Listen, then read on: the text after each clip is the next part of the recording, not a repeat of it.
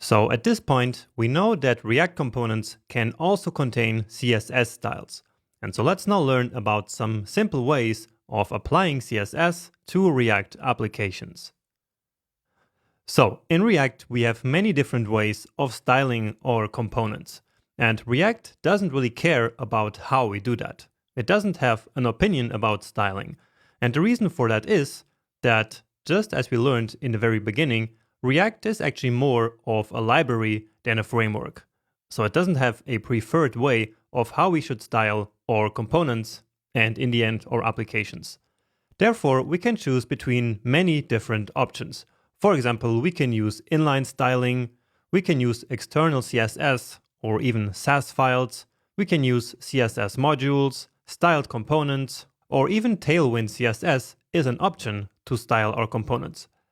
Now, in this lecture, we will not go into all of these, of course, but we will talk about many of them later. For now, I just want to use inline CSS and then also later include an external CSS file. So, as you might know, in HTML, we can actually style elements using the style attribute. So just like this, and then in HTML, we write those styles in a string like this. However, in JSX, that's not how it works. So in JSX, we actually need to define inline styles using a JavaScript object. So if we need to write a JavaScript object, we first need to enter JavaScript mode. So that's what the curly braces are for, but then we need another set of curly braces. And so that is, again, to now create an object. And so here we can now define some properties. So let's say we want to style this text, so this H1 text, with a red color. And so now as I give it a save, there it is. There it changed. And so with this, you have the easiest way, so the most straightforward way to style components in JSX. So simply using the style attribute that is also available in HTML. Now in HTML, we basically never ever use this, and that's because of the separation of concerns that we talked about in the previous lecture. So where we always had the CSS in a separate file and never mixed together with the markup. But here in React, as we just discovered, doing that is completely fine and natural. Let's try another one. So now font size, which in CSS you would write like this, right? So font-size. But in JavaScript, that's not a valid property name. And therefore, all the CSS property names have been converted, basically in JSX, to this camel case notation. So you need to write font size like this. Let's say 32 pixels. And so since we're writing an object, then also this value always needs to be a string. Now, well, that didn't change anything. Maybe that's already the size. Let's see what happens with 48. Yeah, so now it's bigger. And let's try another one. Text transform. And you see that, as always, VS Code already shows you here the available options. So make sure to always write these property values then basically here as strings. Because again, this is in the end just a JavaScript object. And you could even extract this out here. So just cutting this. Let's create a variable here.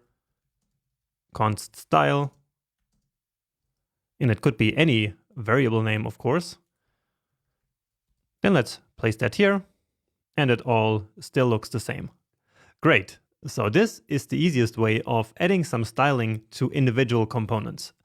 However, when the application gets just a little bit bigger, it can get out of hand and can be a lot of work to write our styles like this.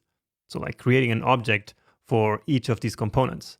It's perfectly doable, but you don't see many people doing that in the real world.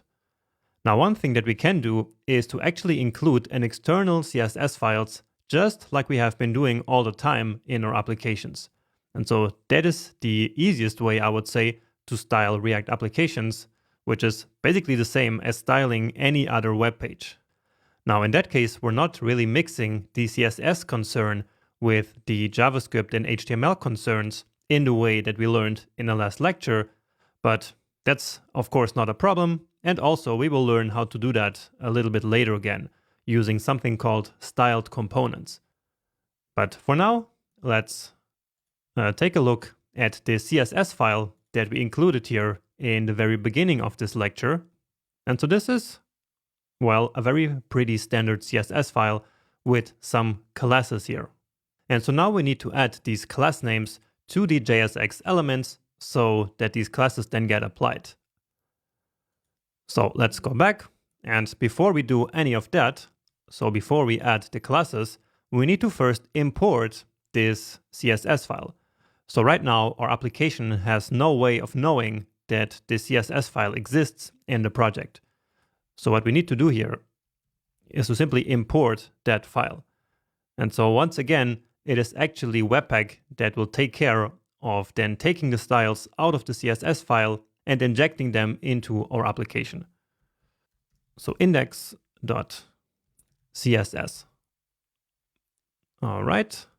And you see already things changed here.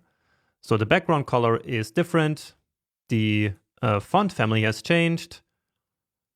Yeah, for now I think that's all. And we also get this nice yellow border at the bottom of the page.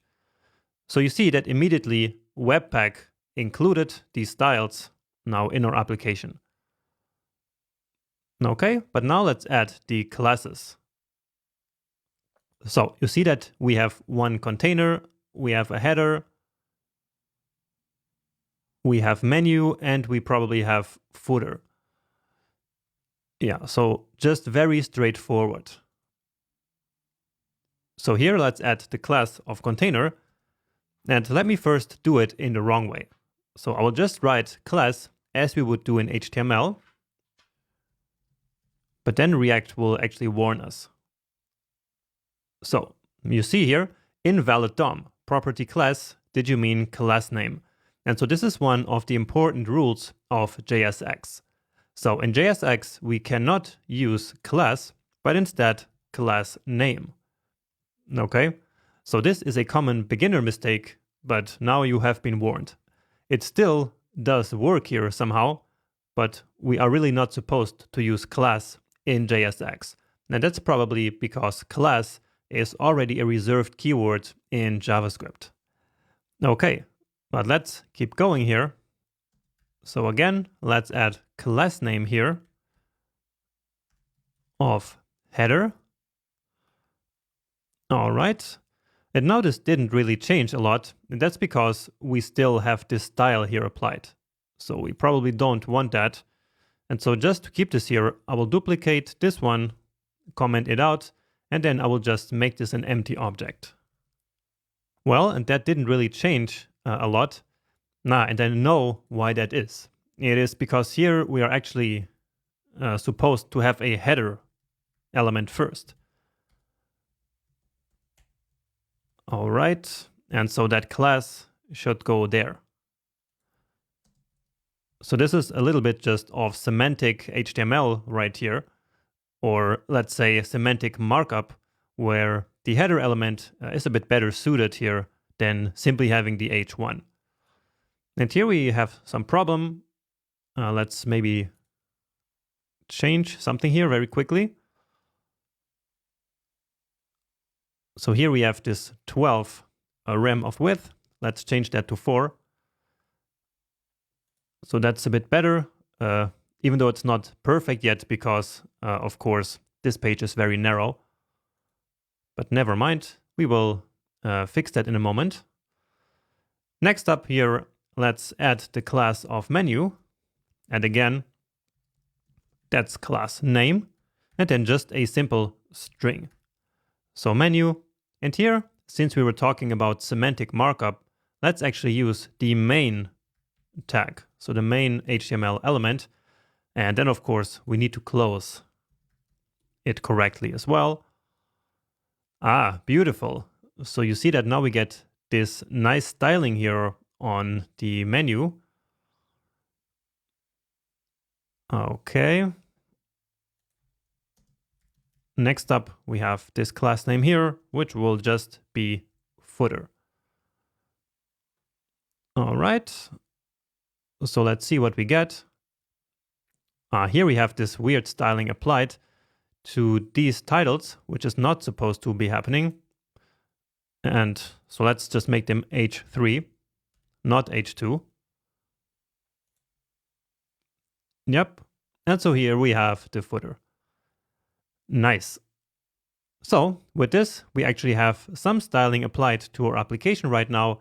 And as I mentioned, we are getting these styles now from this external CSS style sheet, which, remember, we simply imported here using this import syntax, which will make Webpack import the styles into our application.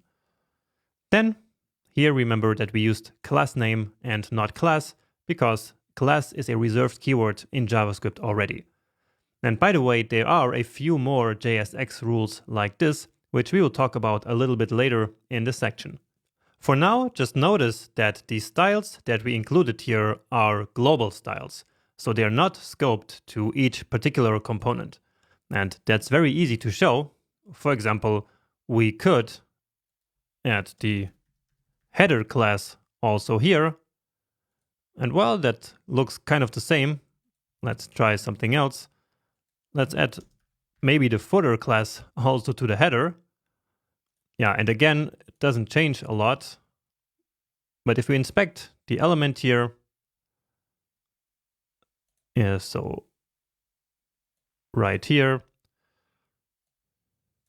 then of course, both of these classes here, so all of these styles will be applied to this same element, and in the end, to the same component.